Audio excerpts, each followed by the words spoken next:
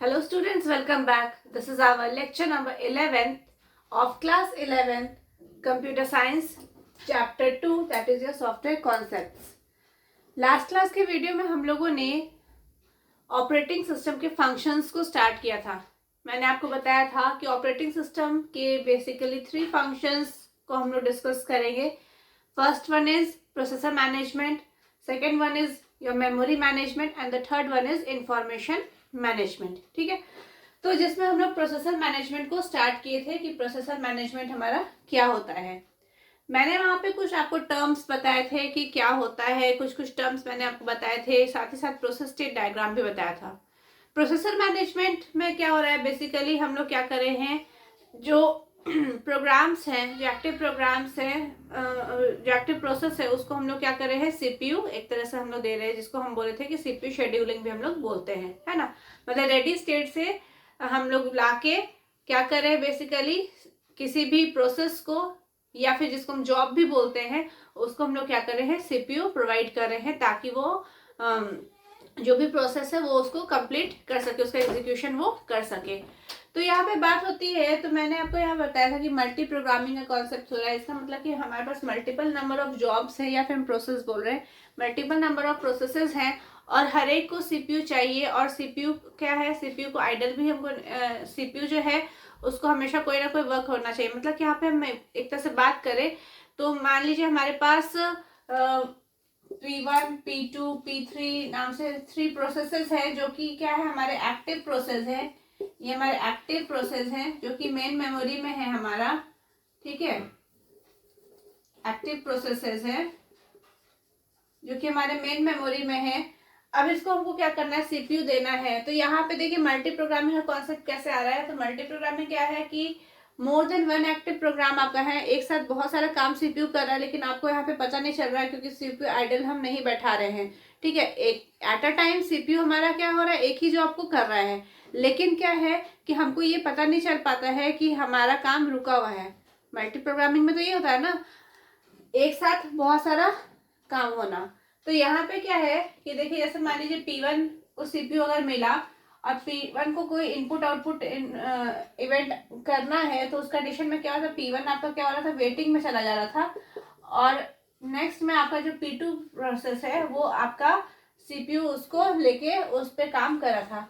तो इस कारण से यहाँ पे क्या हो रहा था कि आपका बेसिकली क्या हो रहा है, मल्टी प्रोग्रामिंग हो रहा है ना, कि P1 है, कोई प्रोसेस है, वो अपना काम कर रहा है, अगर उसको कुछ और काम करना है तो नेक्स्ट वाले प्रोसेस को सीपीयू ले लेता है, बाकी P1 वेटिंग क्यू में रहता है. उसके बाद जब उसका काम हो जाता है तो फिर वो वापस से क्यू में चला जाता है. इस तरीका से हमारा ये चलता रहता है ना.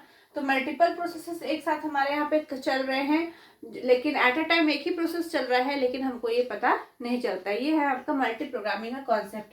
तो यहाँ पे अगर हम बात करें कि जो आपका सीपीयू है, तो यहाँ पे बेनिफिट क्या हुआ मल्टी प्रोग्रामिंग से, बेनिफिट यही हुआ कि आपका जो सीपीयू का यूटिलाइजेशन है, यहाँ पे हम क्या बोले कि सीपीयू हमेशा वर्क में है, सीपीयू आइडल नहीं बैठा, स्थिर नहीं बैठा हुआ है.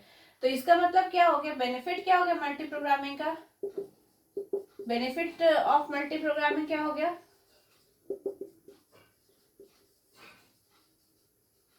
बेनिफिट क्या हो गया मल्टी प्रोग्रामिंग का. पहला तो आपको क्या हो गया कि जो सीपीयू का यूटिलाइजेशन है वो इंक्रीज हुआ, इंक्रीज्ड सीपीयू यूटिलाइजेशन. और दूसरा आपका क्या हुआ, एक तो आपका क्या हुआ, सीपीयू का यूटिलाइजेशन जो है वो आपका इंक्रीज हुआ.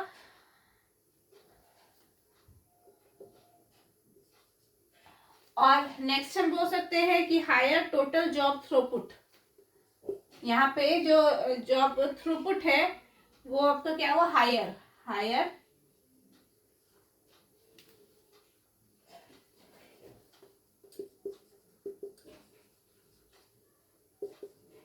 Job throughput. ठीक है, हायर जॉब थ्रूपुट या फिर टोटल जॉब थ्रूपुट. ठीक है, हायर टोटल जॉब थ्रूपुट आपका होगा. मल्टी प्रोग्रामिंग से क्या बेनिफिट हुआ, आपका सीपीयू यूटिलाइजेशन इंक्रीज होगा और साथ ही साथ आपका जो टोटल जॉब थ्रूपुट है वो भी आपका क्या होगा, यहाँ पे हायर होगा. अब यहाँ पे बात आती है कि थ्रूपुट क्या है। तो थ्रूपुट क्या है, amount of work accomplished in given time interval. Throughput क्या है आपका, थ्रूपुट का हम अगर डिफाइन करें तो कैसे हो गया, it is the amount of work accomplished, it is the amount of work accomplished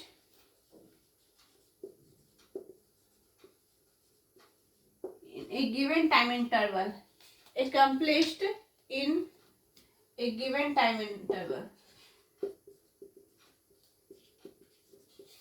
ठीक है, ये थ्रूपुट कहलाता है। थ्रूपुट क्या कहलाता है, अमाउंट ऑफ वर्क accomplished, जितना टाइम दिया गया है उसमें कितना अमाउंट ऑफ वर्क कंप्लीट हो रहे हैं उसी को हम लोग क्या बोलते हैं, उसका थ्रूपुट बोलते हैं। थ्रूपुट निकालने का क्या फॉर्मूला होता है, तो throughput is equal to the number of job completed, the number of jobs completed, मतलब कितने नंबर ऑफ जॉब कंप्लीट हुए हैं, डिवाइडेड बाय, थ्रूपुट क्या होता है, the number of jobs completed divided by total time taken to complete the job, total time taken to complete the job, ये throughput निकालने का आपका फॉर्मूला होता है, ठीक है। थ्रूपुट क्या हो गया, तो थ्रूपुट क्या है, it is the amount of work accomplished in given time interval, जितना टाइम दिया गया है उसमें आपका जॉब कंप्लीट हो रहा है उसी को हम क्या बोलते हैं, थ्रूपुट बोलते हैं। थ्रूपुट निकालने का फॉर्मूला हम कैसे थ्रूपुट निकालेंगे, तो the number of jobs completed, या जॉब्स बोलिए या फिर प्रोसेस जो हम लोग बोल रहे हैं, ठीक है। तो नंबर ऑफ जॉब्स कंप्लीटेड, कितने नंबर ऑफ जॉब्स कंप्लीटेड हुए हैं, divided by total time taken to complete the job, मतलब टोटल टाइम कितना लगा उस जॉब को करने में। मान लीजिए कोई प्रोसेस P1 है, P2 है, P3 है, तो the number of jobs completed, कितने नंबर ऑफ जॉब्स कंप्लीट है, मान ली 5 जॉब्स कंप्लीट हुए हैं और पांचों जॉब को कंप्लीट करने में कितना टाइम लगा, वो क्या कहलाता है, उसका थ्रूपुट कहलाता है, ठीक है। तो थ्रूपुट क्या है, वो भी बहुत इंपॉर्टेंट फैक्टर है जो कि आपका प्रायोरिटी जो होता है वो डिफरेंट जॉब्स को हम लोग देखते हैं करने में, तो थ्रूपुट भी एक बहुत इंपॉर्टेंट फैक्टर यहाँ पे है। Throughput is an important measure of system performance, system के परफॉर्मेंस को मेजर करने के लिए थ्रूपुट बहुत इंपॉर्टेंट फैक्टर होता है। दूसरा हम ये बोल सकते हैं कि जो अनदर इम्पॉर्टेंट फैक्टर जो है इन्फ्लुएंस कर रहा है किसको, थ्रूपुट को, वो उसका प्रायोरिटी असाइन जो किया जाता है डिफरेंट जॉब को, वो भी यहाँ पे एक इम्पॉर्टेंट फैक्टर यहाँ पे रखा जाता है, ठीक है। तो मल्टी प्रोग्रामिंग हम लोग का क्या बेनिफिट हो गया, मल्टी प्रोग्रामिंग से इंक्रीज आपका होगा सीपी का यूटिलाइजेशन, और आपका जो थ्रूपुट है वो भी क्या होता है, उससे हाई होता है। थ्रूपुट क्या होता है, amount of work accomplished in given time interval, और थ्रूपुट को हम निकालते कैसे हैं, तो कितना नंबर ऑफ जॉब कंप्लीट हुआ है उसको हम डिवाइड करते हैं कितना टाइम लिया गया है किसी जॉब को कंप्लीट करने में, वो उसका क्या कहलाता है, थ्रूपुट कहलाता है, ठीक है। अब यहाँ पे नेक्स्ट टॉपिक हम लोग आते हैं। नेक्स्ट टॉपिक आपका क्या है, हम यहाँ पे आपको बता रहे थे जॉब शेड्यूलिंग बता रहे थे, जिसमें हम लोगों ने प्रोसेस स्टेट डायग्राम देखा था। उसमें मैंने आपको बताया था कि किस तरीका से हमारा प्रोसेस स्टेट डायग्राम काम करता है। मतलब कि हमारे पास कोई न्यू क्रिएटेड जॉब है, वो सबसे पहले उसको हम लोग क्या करते हैं, जॉब क्रिएट हुआ तो उसको हम रेडी क्यू में डालते हैं। रेडी के बाद वो हमारा कहाँ पे आता था, न्यू के बाद हमारा क्या आता था, न्यू के बाद रेडी आता था, है ना। रेडी के बाद कहाँ जाता था आपका, रनिंग होता था, है ना। रनिंग के बाद अगर हमारा जॉब कंप्लीट हो गया तो वो हम क्या करते थे, उसको टर्मिनेट कर देते थे। और अगर कोई इनपुट आउटपुट इवेंट अगर होता था तो वो हमारा क्या होता था, वेटिंग क्यू में हमारा चला जाता था, है ना, अगर कोई इनपुट आउटपुट यहाँ पे होता था। और अगर बीच में कोई इंटरप्ट आता था तो फिर से कहाँ चला जाता था, अगर बीच में कोई भी इंटरप्ट आया तो वो वापस से कहाँ चला जाएगा, वो आपका चला जाएगा रेडी क्यू में, है ना, अगर बीच में कोई भी इंटरप्ट आता है तो।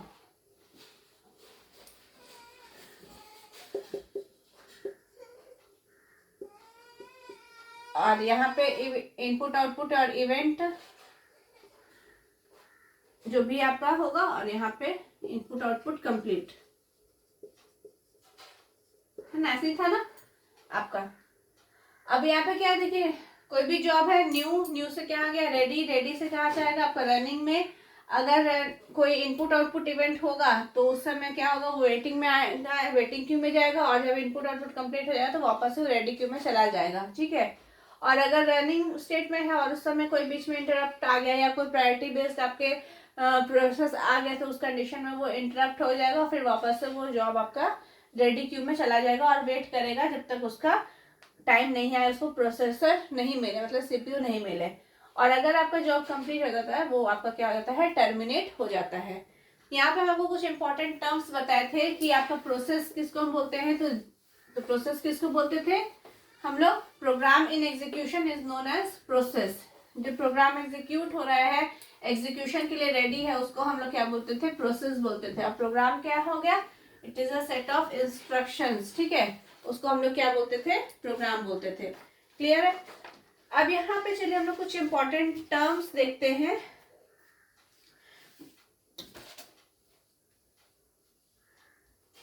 ठीक है, यहाँ पे कुछ टर्म्स देखते हैं जो कि बहुत इंपॉर्टेंट है, जो हम लोग आगे अभी देखेंगे आपके शेड्यूलिंग एल्गोरिदम, उसके लिए हमको ये टर्म्स जानना जरूरी है, ठीक है। तो सबसे पहले अगर हम बात करते हैं तो सीपीयू शेड्यूलिंग हम किसको बोलते हैं, सीपीयू शेड्यूलिंग,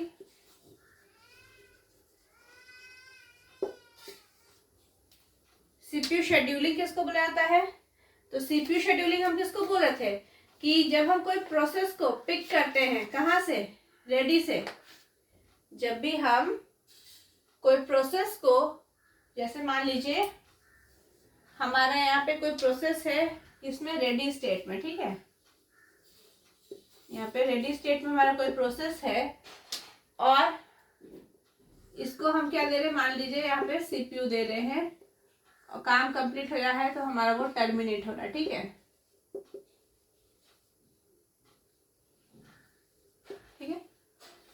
तो सीपीयू शेड्यूलिंग क्या हो गया, जब कोई प्रोसेस को हम रेडी स्टेट से लाके, रेडी स्टेट से उसको हम सीपीयू दे रहे हैं, वो हमारा क्या कहलाता है, सीपीयू शेड्यूलिंग, ठीक है। Picking a process from the ready state, picking a process from the ready state, मान लीजिए रेडी स्टेट में हमारा P1, P2, P3, P4, P5 बहुत सारे प्रोसेस हैं हमारा, ठीक है, ये सब रेडी है एग्जीक्यूट होने के लिए। अब इसमें से कौन सा प्रोसेस को सीपीयू देना है, किसको नहीं देना है, तो ये तो हमारा शेड्यूलर डिसाइड करता है, ठीक है। तो अब यहाँ पे क्या है कि जब हम कोई प्रोसेस को रेडी स्टेट से उठा के सीपीयू देते हैं, उसको हम लोग यहाँ पे क्या बोल रहे हैं, उसी को हम बोलते हैं सीपीयू शेड्यूलिंग, ठीक है।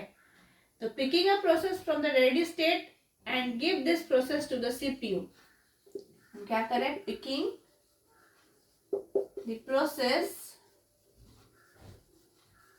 From the ready state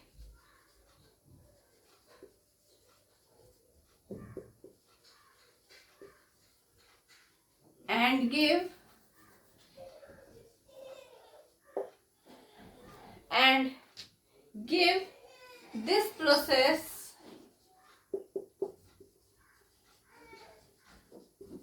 to CPU, इसी को हम क्या बोल रहे हैं, CPU शेड्यूलिंग बोल रहे हैं, ठीक है।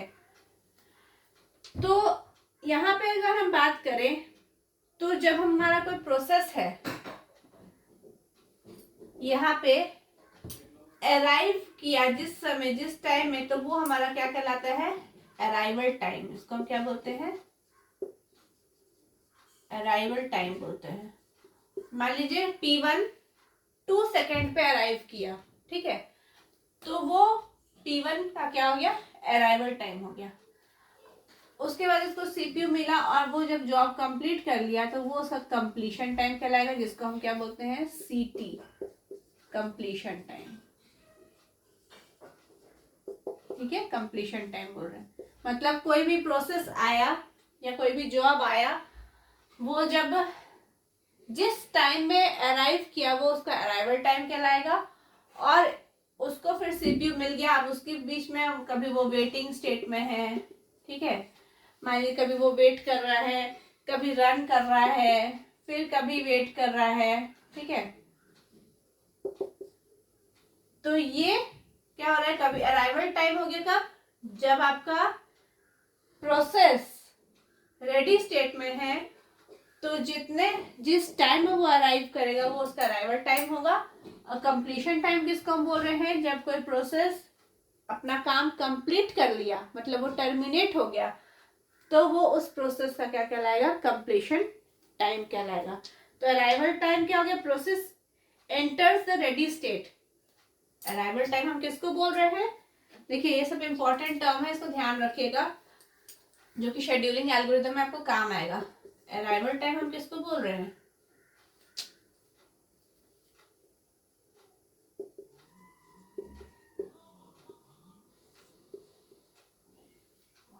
अराइवल टाइम क्या हो गया, process enters the ready state, ठीक है, प्रोसेस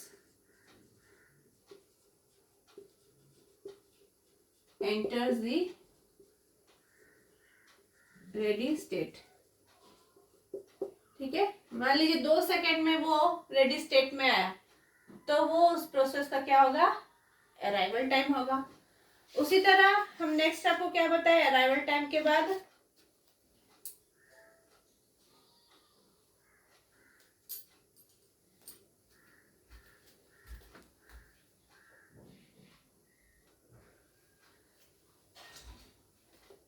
नेक्स्ट हमारा बर्स्ट टाइम, अराइवल का ARR बर्स्ट टाइम। अब ये बर्स्ट टाइम क्या है, तो बर्स्ट टाइम हम किसको बोल रहे हैं, amount of time taken by a process to complete it execution.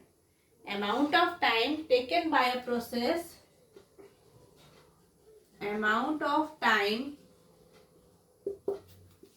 taken by a process to complete its execution।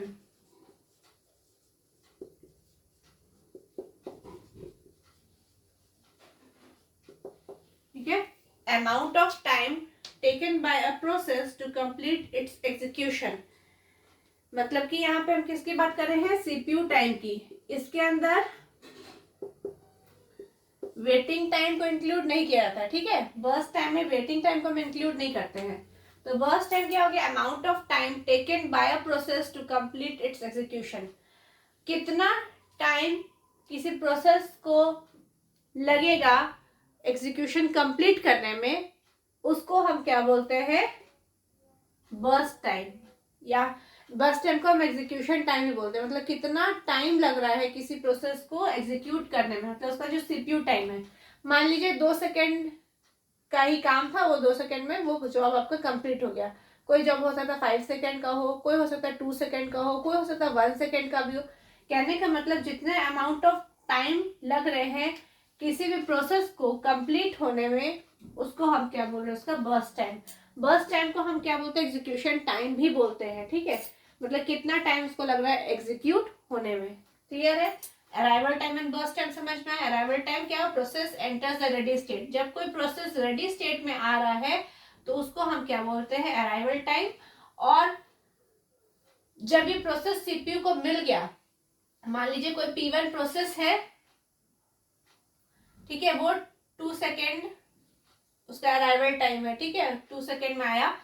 अब वो प्रोसेस एंटर हो गया, ठीक है, अब वो सीपीयू का रन हो रहा है। मान लीजिए उसको जितना टाइम 2 सेकेंड सीपीयू को लगा उस जॉब को प्रोसेस करने में, ठीक है, इस प्रोसेस को प्रोसेस करने में 2 सेकेंड टाइम लगा, तो वो उसका क्या कहलाएगा, बर्स्ट टाइम कहलाएगा, ठीक है।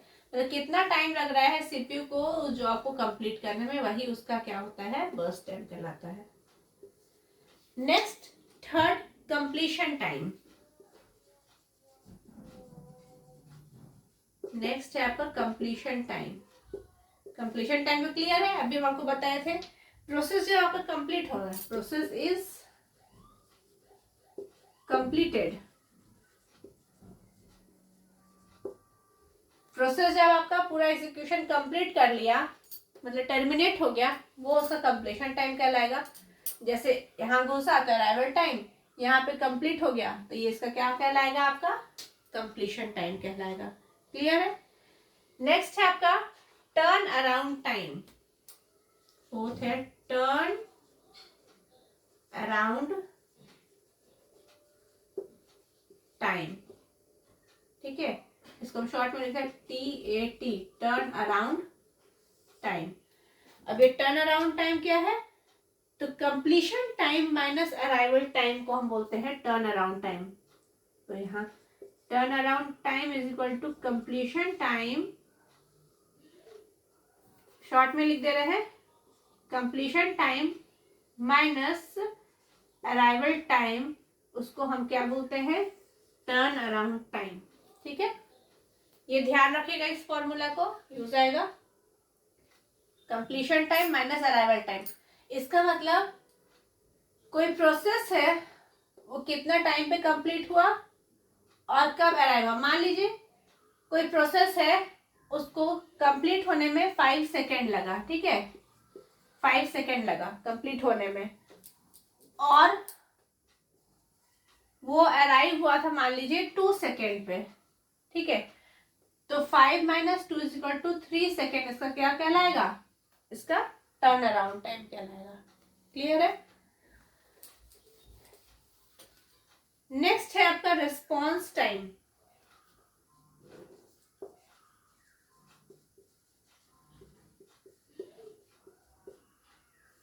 नेक्स्ट है आपका response time. After arrival of that process, the first time the process gets the CPU। मतलब प्रोसेस तो अराइव हो गया है, लेकिन उसको कितना देर बाद पहला बार उसको CPU मिला। मान लीजिए हमारे पास P1, P2, P3 प्रोसेस हैं, ठीक है।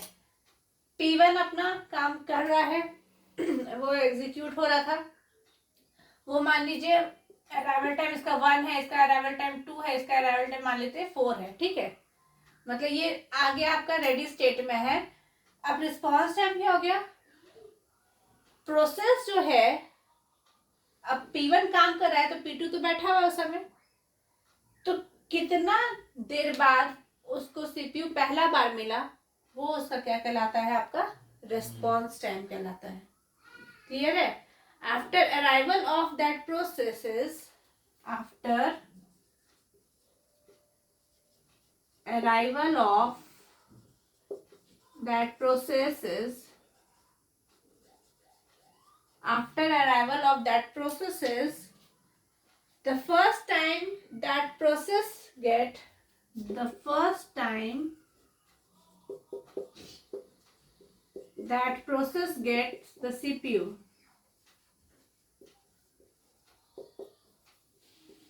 ठीक है, पहला बार उसको CPU कब मिला, वो उसका क्या कहलाता है, रिस्पॉन्स टाइम कहलाता है। मान लीजिए कोई P1 प्रोसेस है हमारा, ठीक है, P1 प्रोसेस है, वो अराइव तो हो गया था 2 सेकेंड पे।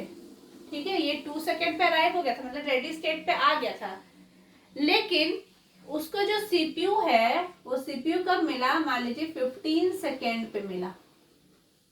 ठीक है, तो 15 - 2, 15 - 2 कर दें, मतलब कि 13 सेकेंड उसका क्या हो गया, रिस्पॉन्स टाइम हो गया।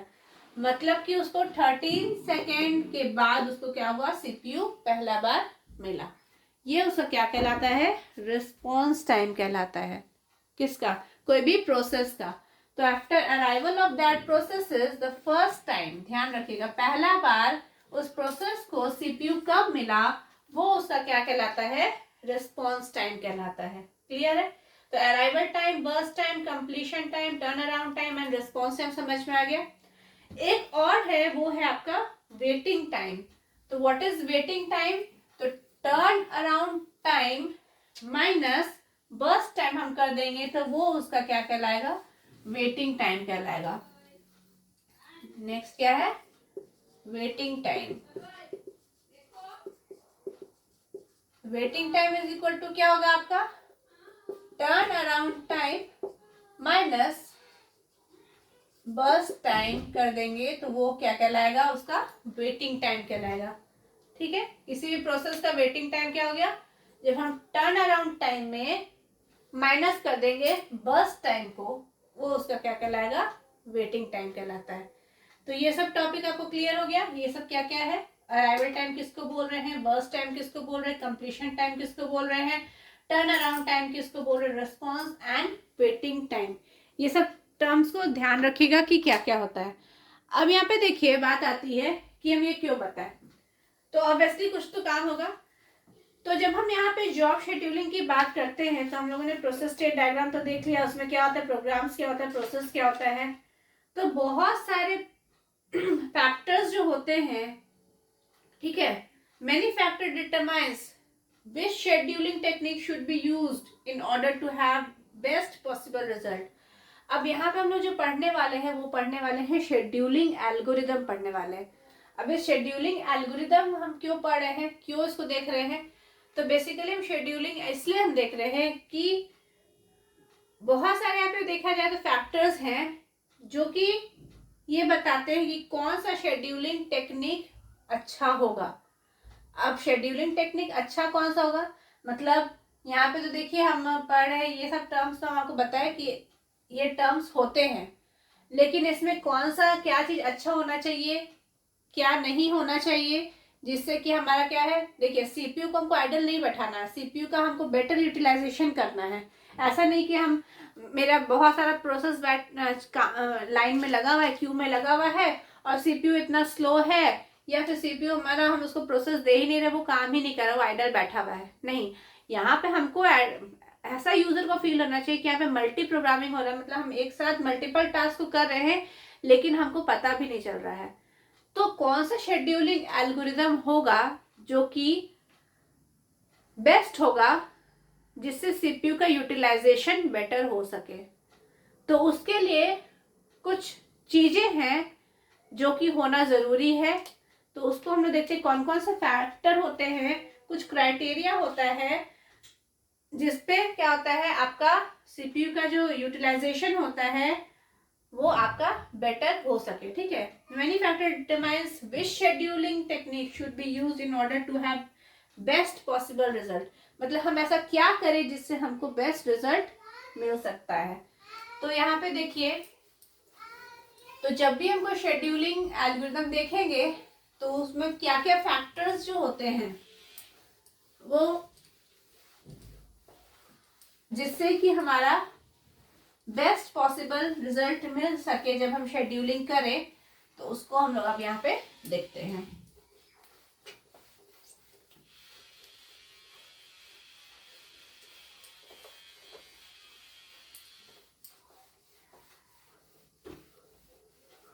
देखिए उतना थ्योरी तो हम सब आपको नहीं बता सकते, पूरा थ्योरी लिखना है आपको पॉसिबल नहीं है, इसीलिए आपको शॉर्ट में बता रहे हैं। आपको नोट्स प्रोवाइड किए गए हैं, आप आराम से नोट्स से आप देख सकते हैं। ठीक है,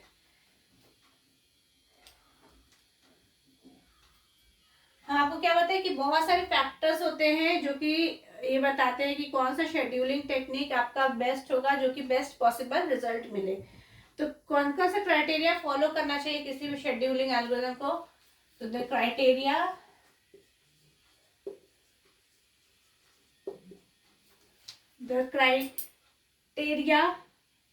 are as follows।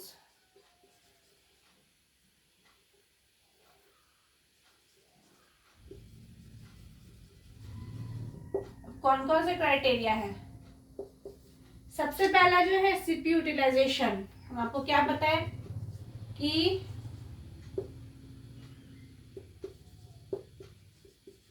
कोई भी शेड्यूलिंग एल्गोरिथम हम यूज करेंगे तो हमको ध्यान रखना है कि सीपीयू का यूटिलाइजेशन सबसे ज्यादा हाई होना चाहिए। शॉर्ट में लिख रहे हैं सीपीयू का यूटिलाइजेशन क्या होना चाहिए, हाई होना चाहिए। हम आपको क्या बताएं कि सीपीयू हमारा आइडियल नहीं बैठना है, स्थिर नहीं बैठना है, हमको सीपीयू को यूटिलाइज करना है पूरा।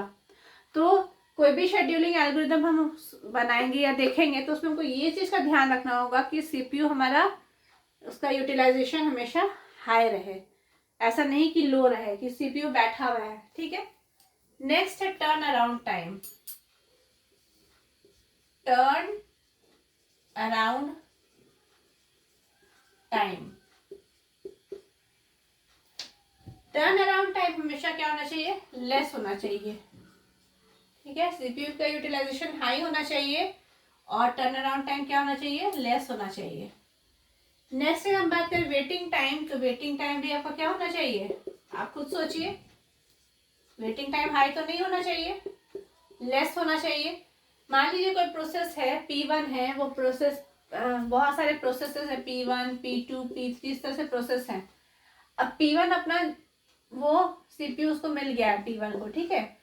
अब क्या हो रहा है कि P1 अपना काम कर रहा है।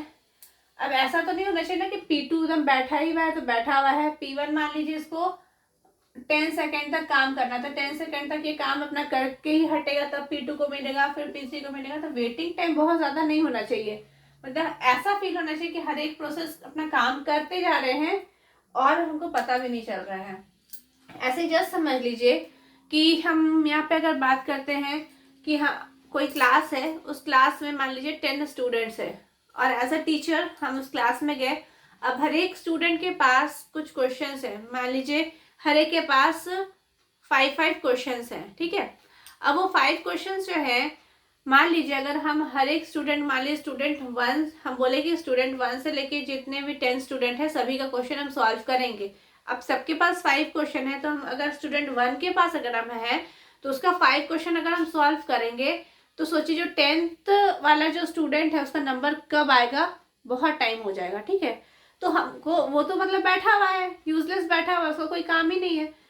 तो ऐसा होना चाहिए ना कि हम बोल दिए कि चलो ठीक है, पहले हम 2 क्वेश्चन सबका सॉल्व करेंगे, 2 क्वेश्चन सॉल्व करेंगे और उसके बाद हम फिर वापस से फिर सबका क्वेश्चन हम सॉल्व करेंगे। तो इससे क्या हो गया कि जो 10 नंबर वाला स्टूडेंट था उसको बहुत देर नहीं बैठना पड़ा, ठीक है, वो बहुत ज़्यादा वेट नहीं किया। फिर उसके बाद टर्न उसका आया, लेकिन बाद में आया फिर, है ना। तो कहने का मतलब है कि यहाँ पे जो सीपीयू का जो वेटिंग टाइम है वो भी आपका क्या होना चाहिए, हाई नहीं होना चाहिए, लेस होना चाहिए। मतलब कोई प्रोसेस ऐसा नहीं है कि आ गया है आपके रेडी क्यू में और वो बहुत देर तक वो वेट कर रहा है, ठीक है। तो ये आपको क्या वेटिंग टाइम क्या होना चाहिए, लेस होना चाहिए। नेक्स्ट रिस्पॉन्स टाइम, होता आपका क्या, रिस्पॉन्स टाइम।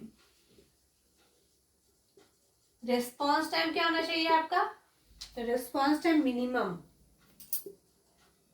मिनिमम होना चाहिए रिस्पॉन्स टाइम, ठीक है। और नेक्स्ट जो है वो आपका थ्रूपुट है।